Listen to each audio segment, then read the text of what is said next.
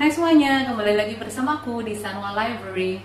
Tapi sebelumnya, jangan lupa like video ini, klik tombol subscribe, klik tombol lonceng untuk mendapatkan videoku selanjutnya, dan juga share ke teman-teman kalian semuanya.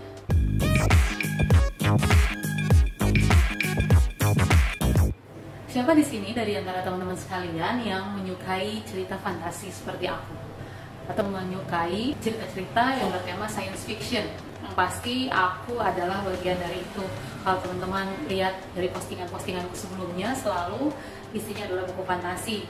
Bahkan sebenarnya channel YouTubeku ini sendiri juga lebih menekankan kepada buku-buku fantasi. Terus kadang-kadang mungkin teman-teman berpikir, emangnya baca buku fantasi seperti itu ada maknanya? Ya tentu saja jawabanku adalah banyak manfaatnya. Apapun jenis bukunya, apapun genrenya yang disukai oleh setiap pembacanya, pasti akan memberikan manfaat tersendiri bagi mereka yang membacanya. Nah, ini adalah 5 buku fantasi yang mengubah hidupku sejak aku mulai kembali membaca lagi, terutama membaca banyak buku fantasi.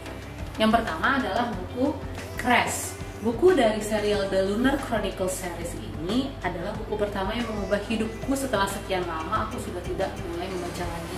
Kalau ada yang lihat postinganku sebelum-sebelum ini, aku pernah mengulas tentang pengarang Marissa Meyer dengan segala buku-bukunya. Di situ aku menyebutkan bahwa seri The Lunar Chronicles adalah buku yang mengatakan aku untuk kembali membaca setelah sekian lama aku hiatus membaca.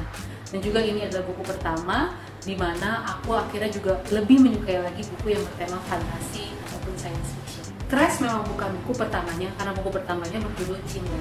Tetapi Crash ini yang membuat aku semakin melihat bahwa siapapun karakternya, seperti apapun dia, semalu apapun orangnya, seintrovert apapun, dia bisa bermanfaat dan berdampak buat setiap bagian di dalam krunya itu. Itu yang kadang aku juga berpikir ke diriku sendiri, aku bukan siapa-siapa, aku memang mungkin hanya di sebagian kecil dunia ini saja, tetapi pasti aku yakin aku akan bisa bermanfaat buat banyak orang, entah lewat apapun.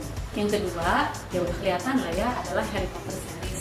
Di sini aku mengambil buku pertamanya, Harry Potter and the Philosopher's Stone. Kenapa? Karena ini adalah buku pertama, fantasi pertama yang aku baca, sehingga aku waktu itu jatuh cinta dengan dunia membaca. Udah lama banget ya, karena pertama kali Harry Potter ini keluar kan di tahun 90-an akhir ya, kalau nggak salah ya, terjemahannya 2000 awal ya. Nah, saat itu aku juga lupa siapa yang memperkenalkan buku ini kepadaku, tetapi aku ingat banget itu adalah terjemahan pertama yang diberikan seseorang itu kepadaku. Lalu aku baca dan aku langsung jatuh cinta sama kegiatan membaca. Sudah baca Harry Potter ini, aku jadi sering ke perpustakaan untuk meminjam buku. Makanya aku bisa bilang ini buku yang life changing banget buat hidup aku sebagai seseorang yang introvert, tetapi dulu kayak nggak tahu apa sih yang aku suka. Tapi ketika mendapatkan buku ini, aku jadi tahu memang hobiku adalah membaca. Yang selanjutnya adalah buku dari seri Avatar atau A Court of Thorns and Roses, tapi buku keduanya yaitu ACOMAF, A Court of Mist and Fury. Bukunya tebal banget ya, kalau dilihat di berapa halaman ya, kita cek dulu.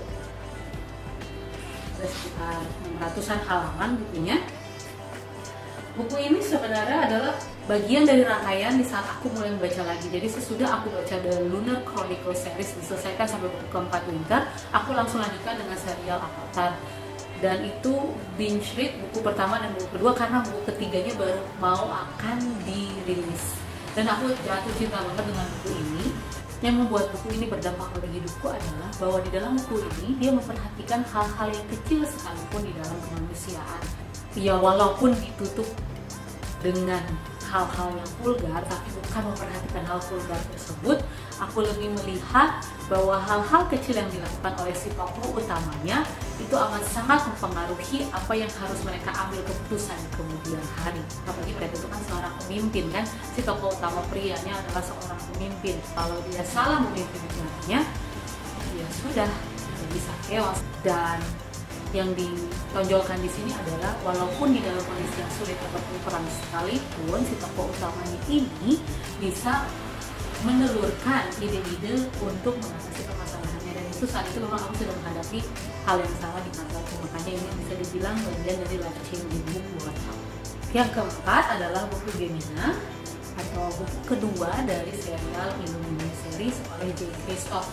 Buku ini bisa aku bilang adalah buku yang sangat out of the box.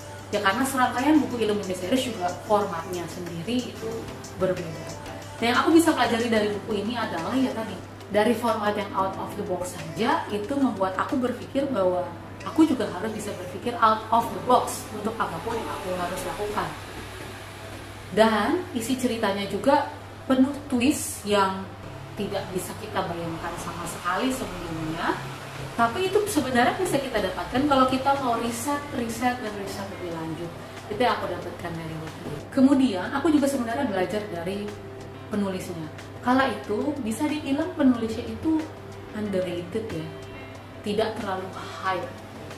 Tetapi dengan kegigihannya dia menulis, dan dia juga menulis tidak sendiri ya, dia berdua dengan Amy Kaufman. Rupanya makin lama buku ini menjadi bestseller dan dia sendiri menjadi pengarang yang bestseller. Kegigihan inilah yang membuat aku juga akhirnya belajar bahwa di dalam kehidupan ini aku juga perlu kegigihan yang sama. Apapun yang aku anggap, ya apapun yang aku sukai, ingin aku lakukan dan bisa bermanfaat bagi orang banyak, aku harus berusaha mengejarnya. Walaupun yang awal-awal mungkin belum seperti terlihat ada hasil. Dan yang terakhir adalah buku A Curse So Dark and Lonely, Curse Breaker Series dari Brigid Kemmerer. Buku ini merupakan retelling dari Beauty and the Beast, di mana Beauty and the Beast sendiri adalah fairy tale yang amat aku sukai selain Cinderella. Bukan karena kisah Beauty and the Beast-nya sih yang aku ingin tonjolkan saat ini, tetapi lebih kepada penokohan karakternya. Jadi ada seorang tokoh bernama Harper, tokoh utama wanitanya yang bisa dibilang si Beauty-nya. Tetapi ini Beauty yang tidak pernah kita bayangkan sebelumnya gitu. Kalau kayak fairy tale-nya kan ya Beauty ya cantik banget, luar dalam cantik gitu. Kalau ini sebenarnya enggak. Si Harper ini adalah wanita biasa aja, bahkan dia punya penyakit cerebral palsy dan ada corengan di mukanya. Tetapi ini tidak menutup bahwa dirinya sendiri, hatinya sebenarnya adalah cantik, dan kecantikan hatinya inilah yang membuat dia bisa dekat dengan si Beast yang menjadi si buruk rupa di dalam kisah ini, dan pada akhirnya mereka bisa take on kemana-mana, bisa bersama, bahkan menyelesaikan masalah kenegaraannya dari si Beast itu sendiri di cerita ini yang dikisahkan sebagai tokoh Ren. Nah, yaitu yang aku pelajari bahwa seseorang tidak bisa dilihat dari parasnya saja, tapi kecantikan hatinya lah yang membawa dia bisa bermanfaat bagi orang lain. Inilah life changing yang aku rasakan ketika sesudah aku membaca cerita ini. Karena sesungguhnya saat aku lagi baca cerita ini tahun lalu, aku memang sedang dalam keadaan yang agak gamang. Sebenarnya aku punya manfaat apa sih di Bookstagram, karena saat itu aku belum YouTube ya. Tetapi ketika aku baca ini, aku sadar apapun dan sekecil apapun yang aku lakukan, kalau memang itu aku sukai dan tujuannya adalah baik untuk saling berbagi, daripada akhirnya itu akan bisa bermanfaat bagi orang lain. Jadi itulah 5 buku rekomendasi pilihanku, buku-buku di mana mengubah pandangan hidupku terhadap dunia. Di sini membuktikan ya bahwa buku-buku fantasi bukan hanya untuk bersenang-senang saja, tetapi ada banyak makna dan manfaat yang bisa kita dapatkan dari buku-buku tersebut. Bagaimana dengan kamu? Buku-buku apa yang membuat kamu merubah pandangan hidupmu terhadap hidupmu sendiri, atau bahkan yang mengubah hidupmu seketika itu juga sesudah kamu membacanya? Adakah buku fantasi juga yang mengubah hidupmu untuk melihat dunia ini dari sisi yang berbeda? Jangan lupa ketik di kolom komentar di bawah ya, untuk kita boleh saling berbagi. Oke, sampai bertemu lagi di video selanjutnya. Dadah!